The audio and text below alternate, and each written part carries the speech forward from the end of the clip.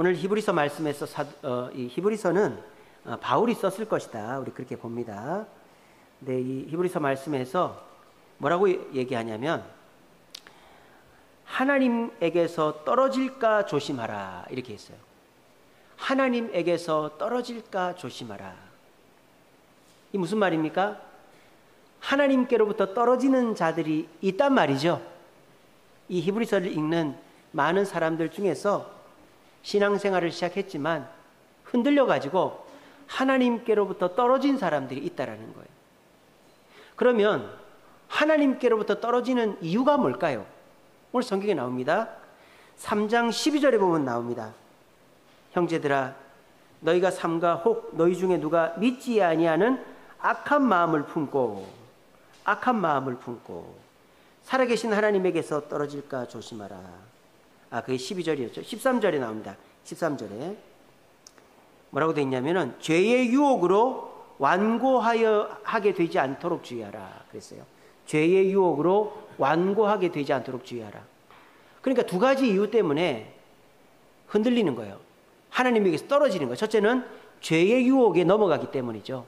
쉽게 말하면 세상에 화려하고 또 높고 인기 있고 맛있고 뭐 멋지고 이런 것에 한눈이 팔리면 하나님에게서 떨어지고 흔들린단 말이에요.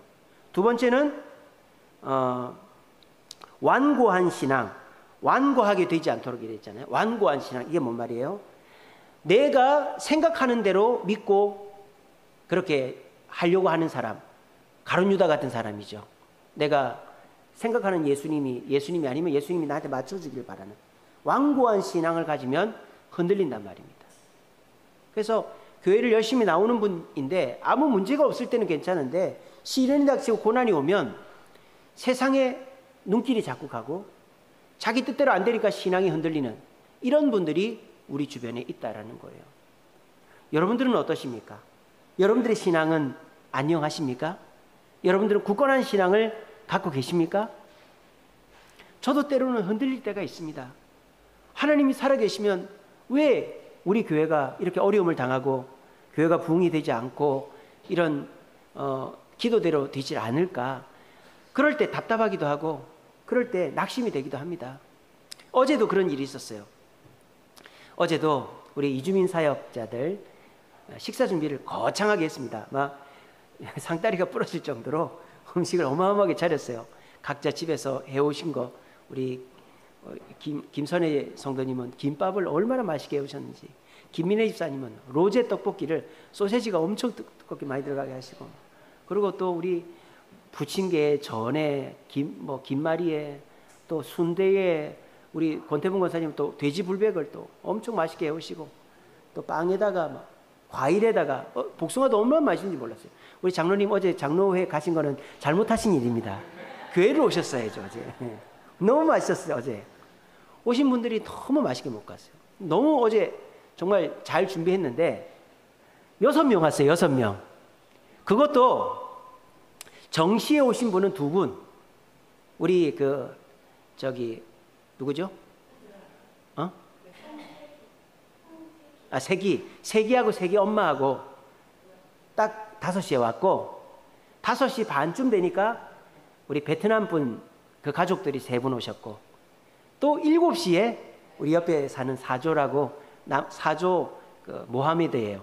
무슬림입니다. 어제 처음으로 교회를 왔대요. 그래서 이제 그 친구 오고, 그렇게 해서 총 6명 왔어요. 어제 그 사조라는 친구랑 82년생이더라고요. 나이가 저보다 7살 어리더라고요. 43 정도 된 것 같아요. 근데 어제 듣기 평가하느라고 혼났습니다. 막 오랜만에 영어를 하니까 막 영어도 안 되고 막 우리 레온 자매가 있었으면 좋았을 텐데. 그래가지고 그 친구 얘기를 들으니까 몰랐던 사실을 너무 많이 알게 됐어요. 이 동네 돌아가는 것도 알게 되고, 또 그 친구가요 처음으로 교회를 왔대요. 만약에 자기가 교회 온 거를 사진을 찍어서 인터넷에 올리면 자기는 쫓겨난답니다. 집안에서. 무슬림 집안이니까. 그래서 사진을 못 찍게 하더라고요. 그리고 음식을 먹는데 포크 들어갔냐고, 여기에 포크 말고, 이거 포크 말고 돼지고기 포크 들어갔냐고 계속 물어보는 거예요. 왜냐하면은 무슬림들은 돼지고기를 먹으면 안 되거든요. 할랄 음식만 먹어야 돼요. 그래가지고 어제 왔는데 7시부터 8시까지 밥 먹고 얘기하고 밥 먹고 얘기하고 그러다 갔어요. 그리고 간다는 거예요. 왜 가는데? 그러니까 9시에 기도해야 되기 때문에 9시 알라 신한테 기도해야 되기 때문에 자기 간대. 그래가지고 어제 얘기를 하는데요. 아주 신실한 무슬림이에요. 얼마나 신실한지 자기가 한국으로 유학하게 온 것은 오직 인샬라 알라의 은혜라는 거예요. 알라의 은혜. 그러면서 자기는 절대 개종할 생각이 없다고. 그래서 I honor your religion. 난 당신의 종교를 존중한다고 그렇게 얘기해 주니까 오케이 그러더라고. 그래서 이제 어제 이제 얘기하면서 한국말을 감사합니다, 고맙습니다, 맛있습니다, 살아있네, 대끼리 이런 것만 할 줄 알아요. 부산을 놀러 갔다 왔대. 부산을. 그래가지고 아 부산 최고라고, 살아있네 아버지 뭐 이러고 있는 거예요. 그래서 좋다고 막 그렇게 했어요. 근데 이제 이 친구한테 한국말 가르쳐 주겠다고 하니까 이제 열심히 오겠대요. 그래서 이 친구가 기도해 달래. 뭐라고? 한국 아가씨 만나서 한국에서 결혼하고 직장 잡게 해달라고. 근데 뭐라는지 압니까? 서울시리 걸 very expensive 이러는 거예요. 서울 아가씨도 너무 비싸다 이거예요. 그래서 자기는 경기도나 부산 아가씨 사귀고 싶다고. 서울 아가씨도 너무 비싸대. 그래가지고 먼저 자기가 수의학과거든요. 그 나이지리아에서 학사 석사를 끝냈어요. 그리고 박사과정으로 작년 10월 달에 온 거예요. 작년 10월 달에. 그러니까 한국말 전혀 못하죠. 그래서 와가지고 하는 말이 자기는 한국에서 직장 잡고 걸프렌드 만들어서 결혼해가지고 한국에서 살고 싶다고. 기도해달라고. 알라 신한테 기도해야지 왜 나한테 기도해달라고 그래. 그래 기도하는 거예요. 그리고 이제 제가 이제 전화번호를 받아가지고 카톡을 연결을 했어요. 우리 그 이주민 사역자 단톡방에 제가 올렸죠. 아침에 제가 이제 어제 너무 유익한 대화였다고, 제가 한국말 잘 가르쳐 주겠다고. 그러니까 또 답이 왔어요. 그래, 나도 어제 너무 재밌었다. 어제 준 라이스 케이크 너무 맛있었다. 자기 고향에 북쪽 지역에 있는 라이스 케이크 맛이 나더라. 그러는 거예요. 아 그러냐, 다음에 더 맛있는 거 해줄게. 그러면서 제가 우리 이주민 사역자 그 초청 그 한국어 교실 초청장을 그 카톡으로 보내주면서 혹시 학교에 한국어 배우고 싶은 사람 있으면 소개를 좀 해달라. 그렇게 하면 잘 가르쳐 주겠다. 그러니까 이제 그렇게 보냈는데 아직 답은 안 왔어요. 그러니까 어제 이제 어쨌든 이렇게 좋은 일이 많았어요. 결론적으로는 그 홍색이 엄마도요 필리핀 분인데 너무 좋아하시는 거예요. 그 자기가 문화센터 가가지고 한글 학교 홍보해 주겠다고 전단지를 이만큼 가져갔어요. 한 30장 갖고 왔어요. 그리고 우리 노현승 권사님하고 친하신 김민경 집사님 아는 분이 자양동에서 옷 수선집을 해요. 근데 그 이제 이런 양복점이나 옷 이제 수선해야 될 거 있지 않습니까? 그런 거를 해주는 아는 분인데 그 남자분이 베트남 여자분이랑 결혼을 했어요. 그리고 베트남 그 여자분의 조카가 놀러 왔어요. 그래서 세 분이 온 거예요. 근데 그 베트남 분은 한국말을 전혀 못해요. 그냥 안녕하세요 뭐 알아만 들어요. 근데 일하느라 바쁘니까 말 배울 수 있는 시간이 없는 거예요. 그래서 제가 딱 이렇게 얘기했어요. 말 안 배우면 애하고 대화가 안 된다고. 베트남 그 둘 사이에 애가 생기면 애는 베트남 말 배우겠어요? 안 배우지. 그러면 엄마하고 애는 대화가 안 되는 거예요. 그래서 빨리 배우라고 내가 제대로 가르쳐 주겠다. 그러니까 그 남편이 더 갈급해가지고 우리 마누라 제발 좀 한국말 좀 가르쳐 주라고 써먹으려고. 그래가지고 남편이 뭐라는 줄 알아요? 내가 같이 와도 되냐고 그러는 거예요. 내가 같이 와도 되냐고. 아유 물론 같이 오셔도 된다고. 우리 맛있는 저녁도 해드리고 한다니까 같이 온다고. 그리고 그 베트남 아가씨가 그 여자분이 가면서 자기 베트남 친구들이 있는데 데리고 오면 안 되냐고 그러는 거예요. 데리고 오라고 그랬어요. 그러니까 어제 5시 땡 됐는데 우리 김종석 집사님이 어깨띠 떼고 30분 동안 허리 아파 죽겠다고 계속 서 있었어요. 홍색이 엄마하고 세기만 온 거예요. 그러니까는 실망을 해가지고 집사님이 막 낙심을 하는 거예요. 근데 이제 지나고 보니까 1명, 2명 오더니 온 사람들이 그냥 자기만 왔다가 뭐 가는 게 아니라 너무 좋아하면서 이렇게 또 데리고 오겠다고 약속을 하고 가니까 우리가 끝나고 나니까 굉장히 다들 분위기가 좋고 오늘 너무 잘했다라고 그런 마음이 들었어요. 이게 뭐예요? 우리가 하나님께 기도했는데 우리는 20명이 뭡니까? 어제는 그제 금요일 날에는 얘기하기를 너무 많이 오면 어떡하지? 한 100명 오면은 우리가 그 사람들 밥을 어떻게 주나? 뭐 그런 생각을 했었다니까요, 사실은. 근데 우리는 딱 20명만 수강 신청을 받기 때문에 20명 이상은 받지를 않습니다. 그러니까 그렇게 올 이유가 없어요. 근데 그런 김칫국을 먹었는데 이게 그렇게 안 오는 거예요. 그렇지만은 지나고 보니까 하나님의 뜻이 있더라. 어떤 뜻이? 우리가 얼마나 열정적으로 인내하면서 포기하지 않는지를 보시려고 하시는 것이고, 또 어제 아예 안 온 게 아니잖아요. 이 세 나라 사람들이 와서 얘기를 하고 또 이렇게 관심을 갖고 데리고 오겠다고 그러잖아요. 어제 이제 답답하니까 우리 김민정 권사님하고 신종남 권사님은 길거리 나가가지고 막 전도지 돌리는데 어떤 네팔 사람이, 저는 브라질 사람인 줄 알았어요. 이름이 브라디래, 브라디. 그 발음 조심하래요. 브라디. 프라티. 할렐루야. 네네네네.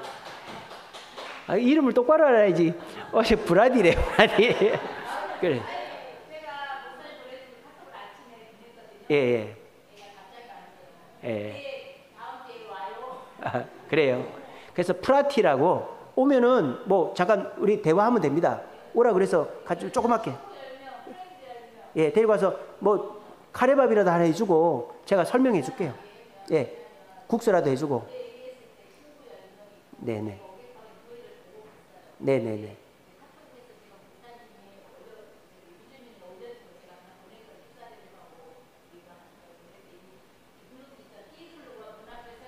네, 네. 그래요. 다음 주에 꼭 봅시다. 그래서 그런 일들이 있었던 거예요. 그러니까 우리가 내 뜻대로 하나님이 안 들어준다고 실망하면 흔들리는 거예요.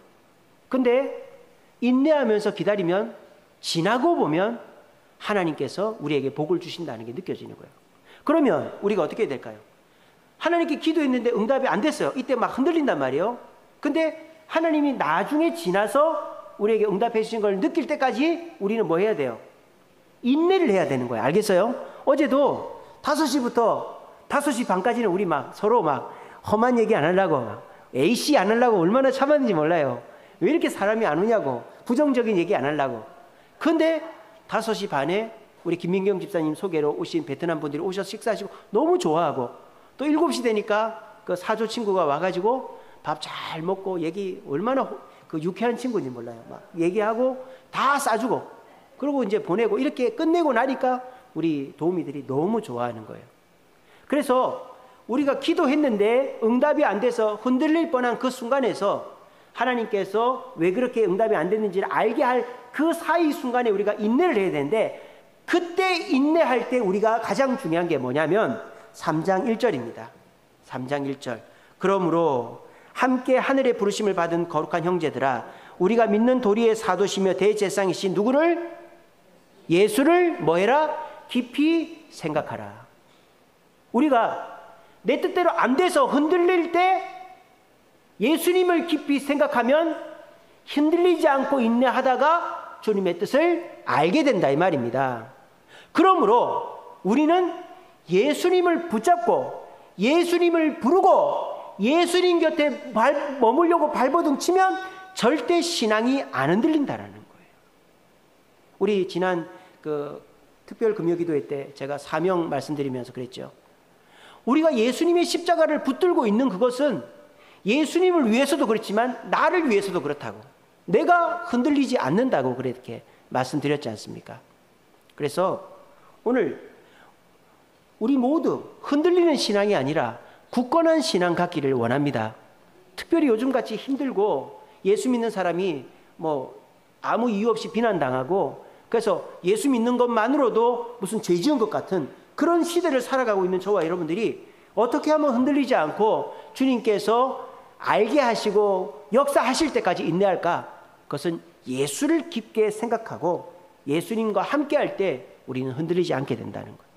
그래서 오늘 이 자리에 오신 여러분들은 이렇게 주일날 와서 말씀 듣고 가니까 우리의 믿음을 다 잡지 않습니까? 예수님을 묵상하고 예수님을 생각하고 예수님 만남으로 흔들리는 신앙이 아니라 굳건한 신앙 갖는 저와 여러분 되시기를 간절히 바랍니다. 자, 그러면 오늘 저와 여러분들이 읽은 3장 14절에는 예수님을 어떻게 생각할 것인가가 세 가지로 나와요. 예수님을 어떻게 생각해야 우리가 흔들리지 않는가, 굳건해지는가. 첫 번째는요, 이렇게 되어 있습니다. 우리가 시작할 때에 확신한 것을, 이렇게 되어 있어요. 우리가 시작할 때에 확신한 것을. 자, 우리가 시작할 때에 확신한 분이 누굽니까? 예수님 아닙니까? 우리가 예수님이 내 죄를 위해 죽으셨고 예수 믿으면 천국 가고 천국 갈 때까지 내 삶을 지키시고 보호하신다라는 것을 확신하는 것을 끝까지 붙잡으면 우리는 흔들리지 않는다라는 거예요. 자, 그러면 예수님이, 우리가 예수를 믿을 때 가졌던 그 마음을 확신하려면 어떻게 해야 되는가? 오늘 3장 6절에 이런 말씀이 있습니다. 3장 6절에 그리스도는 하나님의 집을 맡은 아들로서 그와 같이 하셨으니 우리가 소망의 확신과 자랑을 끝까지 굳게 잡고 있으면 우리는 그의 집이라 이랬어요.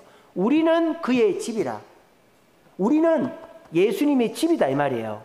이게 무슨 말일까요? 뭐 말이 이해가 안 되죠. 이 앞뒤를 보면 알 수 있어요. 예수님은 하나님의 집을 맡은 아들이래요. 그러니까 예수님이 하나님의 집을 관리해 주는 분이란 말이에요. 지키는 분이란 말이에요. 근데 그 하나님의 집을 예수님이 관리해 주시고 지킨다는 걸 확신하면 예수님이 그 확신하는 사람을 지켜주신단 말이에요. 예수님이 집을 지키듯이 확신하면 우리를 지켜주신다 이 말이에요. 여러분들 저녁 때 되면 집에 가고 싶죠? 근데 집에 안 가고 싶은 사람도 있어요. 집에 왜 가야 되는데 이런 생각하는 사람도 있어요. 빨리 집을 나가고 싶은 사람도 있어요. 그 차이가 뭘까요? 집에 가고 싶은 사람과 집에 가기 싫은 사람의 차이는 뭘까요? 집이 나한테 해주는 게 있으면 들어가고 싶고 해주는 게 없다 싶으면 안 가고 싶은 거예요. 자, 어렸을 땐 집에 무조건 들어가야 되죠. 집에 가야 밥도 먹고 용돈도 받고 엄마 아빠한테 돌봄을 받으니까. 근데 나이가 크고 이제 내가 뭐 직장생활하고 그래도 집에 들어가고 싶은 사람이 있죠. 엄마 아빠의 사랑, 또 형도 보고 싶고 형제도 보고 싶고 집에 가서 내가 돌봄을 받아야 되겠다는 생각하는 사람은 나이가 커서 집에 들어가지만 집에서 나한테 해주는 게 없다 생각하면은 독립하고 싶은 거예요. 자, 그러면 우리가 하나님 예수님의 집이라고 말하는 의미는 뭐냐? 예수님께서 집을 돌보시듯이 우리를 돌본다는 확신이 있으면 우리는 예수님께 붙어 있는다 이 말입니다. 거꾸로 내가 예수님께 붙어 있어 봐야 예수님이 아무것도 나한테 해주는 게 없다라고 생각하면 우린 예수님께 안 붙어 있게 된다 이 말입니다. 아시겠죠? 그래서 오늘 제가 오전 예배 때 무슨 설교했습니까? 예수님의 은혜를 맛본 사람은 그 은혜를 뭐 해야 된다? 표현해야 된다고 제가 말씀드렸죠. 끊임없이 예수님의 은혜를 표현하다 보면 우리는 예수님과 가까이 있게 되고 예수님께 합당한 영광을 올려드리는 자를 예수님은 더 큰 복으로 갚아주시는 거예요. 여러분들이 현재 사는 가정이 나에게 그렇게 안식처가 되지 못하고 나에게 필요를 채워주지 못한다고 해서 이 교회가 예수님이 나한테도 그런 분이라고 착각하지 마시기 바랍니다. 여러분들이 이 세상에서 안식처라고 느끼고 이 세상에서 필요를 공급받을 수 있는 것보다도 더 큰 안식처, 더 편안한 안식처, 더 귀한 공급을 해주는 분은 우리 예수님인 줄로 믿으시기를 바랍니다. 그 확신이 있어야 우린 예수님께 딱 붙어 있는단 말이에요. 그렇게 예수님께 붙어 있으면 흔들리지 않는단 말입니다. 그 확신이 없으면 예수님께 붙어 있는 척만 하는 거죠. 교회 왔을 때만 붙어 있는 척하고 교회 안 오면 그냥 나 예수 믿는 사람 아니에요 하면서 다니는 것이죠. 그러면 흔들리게 돼 있단 말이에요. 왜? 세상의 유혹과 완고한 신앙 때문에 흔들리게 돼 있단 말입니다. 오늘 이 오후 예배 드리는 여러분들은 오후 예배까지 드릴 정도면 예수님이 나한테 안식처가 되시고 예수님이 나에게 필요를 공급하신다는 은혜를 체험한 분들이라고 저는 믿습니다. 여러분, 그러면 그 고백을 입으로 자꾸 하세요. 하나님 감사합니다. 나를 보호해 주시고 나의 필요를 공급해 주셔서 감사합니다. 영광 드립니다. 그러면 주님이 더 큰 은혜를 주신단 말이에요. 그러면 시너지 효과죠. 더 주님께 가까이 가는 거예요. 더 주님 곁에 붙어 있는 거예요. 주님이 우리는 예수님이 집이니까 예수님 우리를 돌보는 게 느껴지니까 그러면 우리는 예수님 곁에 붙어 있게 되고 절대 흔들리지 않게 되는 것입니다. 여러분들을 지키시는 분, 여러분의 가장은 예수님인 줄로 믿으시고 예수님께 꼭 붙어 있으므로 흔들림 없는 굳건한 신앙생활 하시는 저와 여러분 되시기를 간절히 바랍니다. 두 번째는요, 예수님을 붙잡아야 흔들리지 않는다고 되어 있어요. 뭐 비슷한 말 같은데 한번 봅시다. 뒤에 보면 끝까지 견고히 잡으면 이렇게 되어 있어요. 끝까지 견고히 잡으면. 자, 이것이 예수님을 확신하는 것과 무슨 차이가 있느냐? 예수님을 확신하는 것은 예수님께서 과거에 어떤 일을 해주셨다라는 것에 대한 포인트가 있는 것이고, 예수님을 붙잡는다라는 것은 현재의 예수님이 나에게 어떤 의미가 있는가를 바라본다 이 말이에요. 현재의 나에게 예수님이 어떤 의미가 있는가? 현재의 나에게 예수님은 어떤 의미가 있느냐? 2장 18절입니다. 2장 18절, 3장 바로 위에 있죠. 이렇게 되어 있습니다. 그가 시험을 받아 고난을 당하셨은즉 시험 받는 자들을 능히 도우실 수 있느니라. 현재 우리는 시험 받고 있죠. 고난 당하고 있단 말이에요. 근데 현재 우리가 고난 당하고 있지만은 우리가 당하는 고난보다 100배, 1000배, 10,000배 더 큰 고난을 당하신 분이 예수님이다라는 거예요. 그러므로 그 예수님은 우리가 당하는 고난을 충분히 이해해 주는 분이다라는 거예요. 그러니까 우리가 현재 당하는 고난 속에서 예수님을 끝까지 붙잡으면 우리의 고난을 헤아리시는 예수님께서 적절한 때에 우리의 고난을 해결해 주신다라는 것입니다. 이것이 우리가 흔들리지 않고 예수님을 붙잡는 방법이다라는 거예요. 우리말에 동병상련이라는 거죠. 똑같은 병을 걸린 사람이 느끼는 감정, 동병상련, 그 연민의 마음 이런 거 있습니다. 여러분, 동병상련은 아주 강력한 힘이 있습니다. 제가 전에도 말씀드린 적이 있는데, 예전 해강교회에 어떤 그 집사님의 아들이 장애가 있었어요. 그래서 이 아들이 이렇게 주간보호센터에 있는데, 주간보호센터에 전화가 온 거예요. 어머니 큰일 났어요. 왜요? 아드님이 센터를 탈출했어요. 그러는 거예요. 찾을 수가 없어요. 그러는 거예요. 그래가지고 이 엄마가 그때 이제 교회에서 김장을 한다고 막 하고 있었는데 너무 놀래가지고 다들 뛰쳐나간 거예요. 아들이 어찌 차석으로 날까봐. 근데 다들, 저도 그렇고 다른 권사님들은 아이고 어떡하나 그러고만 있는 거예요. 근데 어떤 집사님인가 권사님인가 기억이 안 나는데 그분이 장갑 벗어놓고 뛰쳐나가는 거예요. 같이 가자고 그러면서. 알고 보니까 그분은 한 해 전에 자식을 교통사고로 잃은 분이었어요. 그러니까 자식을 잃은 마음이 있으니까 지금 그분의 마음이 느껴지는, 동병상련이죠. 그렇게 해서 둘이 열심히 찾아다녔는데 나중에 전화가 오기를 경찰서에서 보호하고 있으니까 걱정하지 마시라고. 이렇게 그래 일이 잘 해결이 됐어요. 근데 그 엄마가 애를 찾으러 다닐 때까지, 애가 발견되기 전까지는 지옥 같지 않겠어요? 얼마나 많은 생각을 하겠어요. 근데 그 장애아를 가진 엄마 옆에 작년에 애를 잃어버린 엄마가 있으면서 걱정 마, 아무 일도 없을 거야, 괜찮을 거야, 나는 작년에 내 애를 잃었었어, 걱정하지 마. 그러면 그 엄마가 애를 찾으면서 그 지옥 같은 순간이 그래도 좀 덜어지는 것이겠죠. 우리 예수님이 지금 그렇게 하고 계시다 이 말입니다. 여러분들이 지금 지옥 같은 인생을 살죠. 여러분들이 가정에서, 직장에서, 개인적으로 몸이 아프고 막 여러 가지 어려운 일들이 해결이 안 되고 그 일들이 지루하게 이어지니까 죽고 싶다 이런 생각들이 드는 거예요. 그런데 그때 우리 예수님은 여러분 옆에서 죽고 싶냐? 나도 그런 적이 있었다. 나는 죽었었다. 근데 나 죽었다 다시 살아났다. 너 절대 죽지 않는다. 혹여라도 이것 때문에 너가 힘들어해도 내가 너를 지킬 거니까 걱정하지 마라. 이게 예수님의 동병상련이다 이 말이에요. 시험당하는 자 옆에 계신 예수님, 그 예수님을 믿을 때 우리는 어떤 시험에서도 흔들리지 않게 되는 것입니다. 여러분, 전 세계에서 구제를 제일 많이 하는 나라가 어디라고 그랬죠? 개인 말고 국가 단위로 볼 때 구제를 제일 많이 하는 나라, 미얀마라고 했습니다. 미얀마. 옛날에 버마였죠. 인도 옆에 있는 버마, 미얀마. 왜? 다 못 사니까. 그리고 불교 국가예요. 불교는 이제 극락왕생하려면 남을 도와야 되거든요. 그러니까 다 못 살고 돕는 게 일상화되어 있으니까 남을 돕는 거를 그냥 일상처럼 그렇게 하는 거예요. 우리나라도 그랬잖아요. 우리나라에 두레, 푸조 이런 문화가 돕는 문화죠. 두레 문화가 뭡니까? 오늘은 우리 논 갈고 내일은 누구 논 갈고, 이게 두레죠. 푸조가 뭡니까? 우리 장례나면 부자합니다. 결혼식 하면 부자합니다. 왜? 그 결혼식이 한두 푼 드는 돈이 아니니까 서로가 이 십시일반으로 모아서 그 일을 조금 편하게 하라고 우리가 부조를 하지 않습니까? 이게 다 뭐예요? 다 못 사니까, 옛날에 뭐 양반 외에는 다 못 사니까 서로가 그렇게 도우니까 그래도 사람들이 정이 있고 살아갈 수가 있었지 않습니까? 근데 요즘은요, 너무 살기가 힘들죠. 그래서 요즘 사람들은 뭐 절벽이라 그러잖아요. 직장을 잃든지 몸이 한번 아파버리면 이제 끝나버리는 거예요.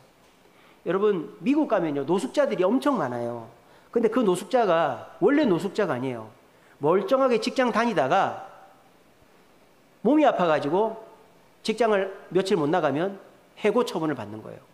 해고 처분을 받으면 의료보험 커버가 안 되니까 치료를 못 받습니다. 그러면은 집 팔아서 치료하겠죠? 맹장 수술 하나 하는데도 1,000만 원 들어가는 데가 미국입니다. 뭐 앰뷸런스 타고 이러면 몇백만 원씩 들어가는 데입니다. 그러니까 수술 하나 몇 억 들어가는 거예요. 그러고 나면은 집도 없고 직장도 없는 사람이 되니까 홈리스, 노숙자가 되는 거예요. 여러분들이 그렇게 가고 싶어하는, 부러워하는 미국은 그냥 내가 직장 잃는 순간 그냥 다 끝나버리는 거예요. 그런데 여러분들이 참 희한한 게, 저 남미 나라 있지 않습니까? 뭐 파라과이나 베네수엘라, 맨날 망한다 그러죠. 베네수엘라. 그리고 아르헨티나 교수 월급이 80만 원이래요. 세계 5대 부국이었던 아르헨티나가 교수가 지금 한 달에 80만 원 받는데요. 말도 안 되는 얘기죠. 근데요, 그 80만 원 받는 교수가 살까요, 못 살까요? 살죠. 그러니까 교수 생활하고 살지 않습니까? 이게 무슨 말입니까? 아르헨티나나 뭐 파라과이나 브라질이나 베네수엘라나 이런 남미 국가들이 못 살죠. 우리보다 소득이 작아요. 그런데도 그렇게 소득이 작고 못 사는 기간이 5년, 10년이 지나도 망하지 않는 이유는 동병상련이 있기 때문에, 가족들이 있기 때문이에요. 서로 돌보기 때문이에요. 남미에서 미국 가서 돈 벌어서 식구들한테 보냅니다. 나한테 뭐 미국 간 아들이 돈 보내면 혼자 쓰느냐? 언니도 주고 동생도 줍니다. 다 그렇게 사는 거예요. 동병상련이면 80만 원 갖고도 사는데, 우리나라는 웬만한 직장 들어가도 250, 300원 받는데 못 사는 거예요. 그거 가지고. 왜? 서로 돌아보지를 않으니까. 왜? 요즘 사람들은요, 내가 제일 가난하다고 생각해. 그렇지 않습니까? 물어보면요, 내가 제일 가난하대. 500만 원 버는 사람도 내가 제일 가난하고, 연봉 1억 버는 사람도 내가 제일 가난하고, 뭐 대기업 회장도 내가 제일 가난하대. 왜? 다들 유튜브나 TV에서 화장실 3-4개 있고 뭐 50평 100평 사는 사람들만 봐서 그런지 나는 제일 가난하대. 그러니까 가난한 사람을 도울 마음의 여유가 없는 거예요. 그러니까 우리나라에는 동병상련이 끊어졌어요. 이제는 가족 간에도 서로 안 챙겨주는 시대가 돼버렸어요. 그러니까 우리가 이제 이대로 가다 보면 미국처럼 되는 거예요. 결국 직장 잃고 하면 노숙자 되는 거예요. 그런 시대가 우리나라도 다가오고 있습니다. 근데 여러분, 인도에 노숙자 있다는 얘기 들어봤습니까? 여러분, 노숙자 없어요, 인도에는. 동남아시아에 노숙자 있다는 얘기 들어봤습니까? 동남아시아에 노숙자 없어요. 노숙자가 어디 있습니까? 일본에 많습니다. 여러분, 일본도요, 노숙자 엄청 많아요. 일본의 노숙자는 어떻게 된 줄 아세요? 똑같아요. 직장 다니다가 직장 뭐 이게 쫓겨나든지 그렇게 되면 집 없고 이러면은 노숙 생활 하는 거예요. 근데 노숙자가 어디 많냐? 선진국에 많아요, 선진국에. 왜?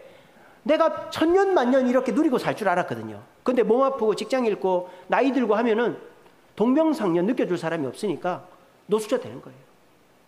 우리나라도 지금 그렇게 가고 있는 거예요. 여러분들은 어떠십니까? 여러분들을 동병상련 해주는 분이 계십니까? 여러분의 남편, 아내, 자녀, 지인들, 가족, 친지들 그렇게 해주는 분들도 있겠지만 요즘은 한국에서는 그런 것도 쉽지 않아요. 형제 간에도 요즘은 쉽지 않습니다. 기대하면 안 돼요. 오히려 기대하면 형제 관계가 끊어져요. 어떻게 해야 될까요? 우리를 최고로 동병상련해 주시는 분은 우리 예수님인 줄로 믿으시길 바랍니다. 이 사실을 굳게 믿으시고 나보다 더 큰 시험을 당하신 그 예수님께서 나를 얼마나 아끼시고 사랑하신지를 깨달으시고 더 예수님께 가까이 나가세요. 그러면요, 예수님이 여러분의 몸도 낫게 해주시고, 예수님이 여러분에게 직장도 주시고, 예수님이 여러분에게 뭐 돈도 벌게 해주시고, 예수님이 여러분들 절대 부끄럽지 않게 해주실 것입니다. 저는 믿습니다. 예수님을 친구 삼고 예수님을 위로 삼는 자 한번 해보세요. 한번 시험해 보세요. 오늘부터 사람 의지하지 말고 예수님만 의지하고 새벽기도 나오고 말씀 읽고 기도하고 예수님 뜻대로 살려고 발버둥 쳐보세요. 없던 돈이 생깁니다. 없던 직장이 생깁니다. 끊어졌던 사람이 날 도와줍니다. 아프던 몸이 낫습니다. 분명히 그렇게 될 줄. 자, 제가 다시 얘기할 테니까 아멘 해보세요. 예수님을 의지하면 없던 직장이 생길 줄로 믿습니다. 아팠던 몸이 나을 줄로 믿습니다. 끊어졌던 사람이 여러분을 도와주게 나타날 줄로 믿으시길 바랍니다. 여러분, 예수님이 그렇게 해주시는 거지 내가 찾아낸다고 되는 게 아니란 말이에요. 왜? 예수님은 나의 시험 당하는 거를, 나의 고난 당할 다 이해하시는 분이기 때문에 우리 모두 예수님은 우리와 동병상련의 마음을 누구보다도 마음을 나누신 분인지를 기억하시고 그 예수님께 더 가까이 가셔서 예수님을 끝까지 견고하게 붙잡으심으로 흔들리지 않는 굳건한 신앙 갖는 저와 여러분 되시기를 간절히 바랍니다. 마지막으로 우리가 예수님을 붙잡는 방법은 뭐냐? 그리스도와 함께 참여한 자가 되리라, 이렇게 되어 있어요. 그리스도와 함께 참여한 자가 되리라. 이게 무슨 말입니까? 예수님께서 하시고자 하는 일에 동참한다 이 말이죠. 동참. 그게 왜 중요하다? 히브리서 3장 3절에 이런 말씀이 있습니다. 히브리서 3장 3절. 그는 모세보다 더욱 영광을 받을 만한 것이 마치 집 지은 자가 그 집보다 더 존귀함과 같다. 여러분, 집 지은 자가 존귀합니까? 집이 존귀합니까?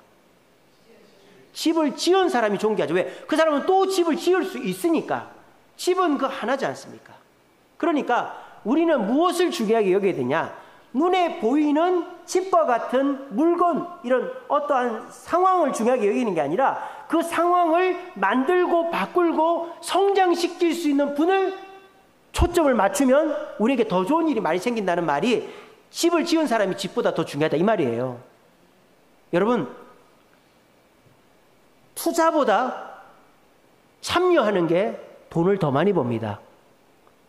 자, 투자는 배당금만 받죠. 주식도 보면은 이제 배당금 위주로 받는 주식이 있잖아요. 그러면 주식 투자에서 배당금 받는 거는 정해진 액수만큼만 받아요. 사업이 잘 되든 안 되든. 근데 투자를 하지 않습니까, 내가? 참여를 하지 않습니까, 사업에. 참여를 하면 어떻게 될까요? 이익이 많이 나면 그 이익의 몇 분의 1을 받으니까 훨씬 더 큰 수익을 얻을 수가 있는 거예요. 그래서 사람들이 보면요, 되는 사업이다 싶으면 지분을 사죠. 그래서 내가 그 사업에 참여하고 싶어 하는 게 되는 사업을 하는 사람들이죠. 그리고 더 중요한 건 뭔지 아세요? 인수를 해버리죠. 인수를. 삼성도, 현대도 다이나 보스턴 로보틱스인가?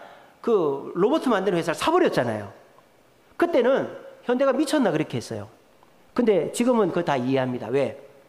사람들 다 내보내고 로봇으로 공장을 만드는 거예요. 미국 가면요, 미국에 지금 현대에서 자동차 공장 만들고 있는데 그런 공장을 사람은 거의 없고 로봇만 다 하는. 그래서 그런 로봇가 운영하는 공장에는요, 특징이 뭔지 아세요? 불을 안 켜요. 로봇은 밝을 필요가 없으니까. 그러니까 최소한의 조명 외에는 불이 없어요. 그래서 지금 현대가 그 보스턴 다이나믹스인가 그거를 인수한 이유가 이제 로봇으로, 지금 우리나라 전 세계적으로 로봇을 제일 많이 쓰는 나라가 1등이 중국이고 2등이 우리나라잖아요. 그래서 우리나라가 지금 인구도 줄고 있지만은 그 자동화율이 굉장히 높은 나라입니다.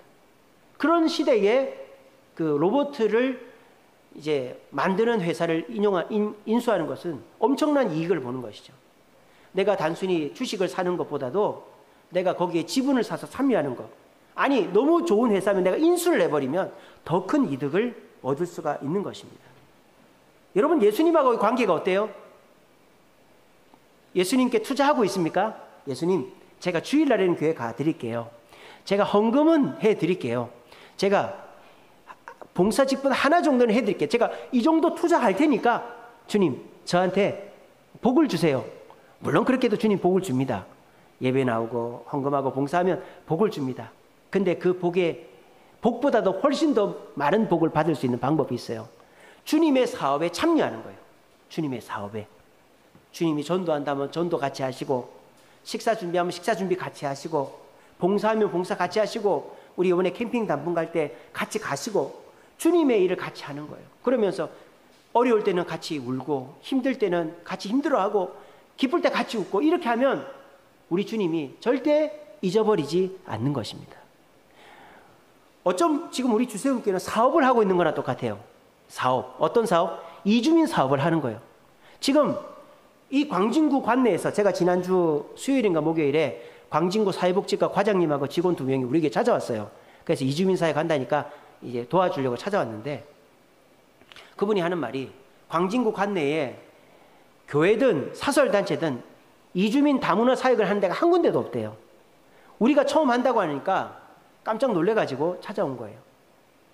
그러니까 이건 우리는 지금 거의 그 정주영 회장이 500원짜리 동전 들고 저기 현대조선소 세우는 거랑 똑같은 거예요. 우리는 그렇게 지금 하고 있는 거예요. 근데 이 일에 지금 우리 이주민 사역자들이 15분이나 동참을 하고 있어요. 그래서 저는 가끔 그런 생각을 해봅니다. 저분들이 나한테 야, 이 사기꾼아 이러면 어떡하지? 아니 목사님 온다면서요. 된다면서요. 잘 될 거라면서요. 왜 안 와요? 왜 안 돼요? 이렇게 할까 봐 사실은 겁이 날 때가 있습니다. 근데 참 다행스러운 거는 아직까지 그런 얘기를 하는 분이 아무도 없다는 것입니다. 조금 지나면 어떻게 될지 모르죠. 조금 의심할 수 있는 분들이 그렇게 되기 전에 잘 돼야 되겠죠. 우리는 지금 남들이 가지 않은 길을 가는 거예요. 근데 여러분, 남들이 하지 않고 남들이 참여하지 않는 이 이주민 사역의 일에 우리 주세훈교회가 참여했으니까, 지분을 샀으니까 우리 주님이 남들이 누릴 수 없는 열매, 더 큰 축복을 받게 해주실 줄로 믿으시길 바랍니다.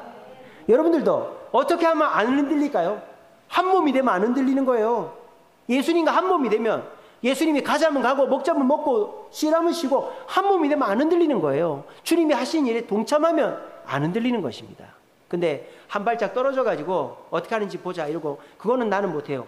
여러분, 살짝 떨어져 있는 상태에서 흔들려 버리면 떨어져 버려요. 그죠? 꽉 붙어 있으면 괜찮은데 느슨하게 돼 있으면 오히려 더 큰 사고가 납니다. 여러분, 주님과 붙어 있으시기 바랍니다. 붙어 있는 길은 주님의 일에 참여하는 거예요. 주님의 일에 참여하면 우리 주님은 반드시 그냥 배당금 정도가 아니라 더 큰 30배, 60배, 100배의 축복으로 갚아주신 줄로 믿으시길 바랍니다. 말씀을 맺겠습니다. 아까도 말씀드렸다시피 흔들리지 않으려면 주님께 딱 붙어 있어야 되는데, 주님과 붙어 있는 삶이란 주님과 동행하는 삶이에요. 제가 지난 금요기도회 때 동행이라는 단어가 히브리어로 2개가 있다고 말씀드렸죠. 얄라크와 할라크라는 단어가 있다고 그랬어요. 그 창세기에 보면 하나님께서 아브라함에게 지시할 땅으로 가라. 여기서 가라는 얄라크예요. 이거는 뭐예요? 아브라함이 스스로 가는 게 아니고 수동적으로 하나님이 가라 하니까 어쩔 수 없이 가는 거를 얄라크라고 하는 거예요. 근데 할라크는 뭐냐? 창세기에 보면은 롯과 아브라함이 이제 땅을 나누지 않습니까? 그때 롯은 소할 땅으로 갔고 아브라함이 있는데 하나님 뭐라 합니까? 동서로 종횡으로 네가 가라고 그랬어요. 다녀보라 그랬어요. 여기 다녀보다가 할라크예요. 이때 아브라함은 하나님이 가라고 하니까 가는 게 아니라 적극적으로 동행했다 이 말입니다. 적극적으로 동행할 때 하나님이 더 큰 복을 주신다. 성경에서 하나님과 300년을 동행한 사람 누구죠? 에녹 아닙니까? 에녹이 하나님과 동행했다 할 때 그 동행은 얄라크가 아니라 할라크입니다. 그리고 하나님과 동행해서 방주를 지은 사람 누구죠? 노아 아닙니까? 노아가 하나님과 동행했더라 할 때도 얄라크가 아니라 할라크입니다. 하나님과 동행하는 것은 억지로 가는 게 아니라, 투자만 하는 게 아니라 참여하는 것처럼 적극적으로 동행하는 게 하나님과 함께하는 길이다라는 거예요. 여러분, 흔들리지 않기를 원하십니까? 그러면 예수님께 딱 붙어 있으시기 바랍니다. 예수님께 붙어 있는 최고의 방법은 예수님과 동행하는 것입니다. 그냥 수동적으로 가라 마라 이런 데 하는 게 아니라 예수님 하시는 일을 적극적으로 동행하면 여러분들 흔들리지 않고 담대한 삶, 축복의 삶을 살 수 있습니다.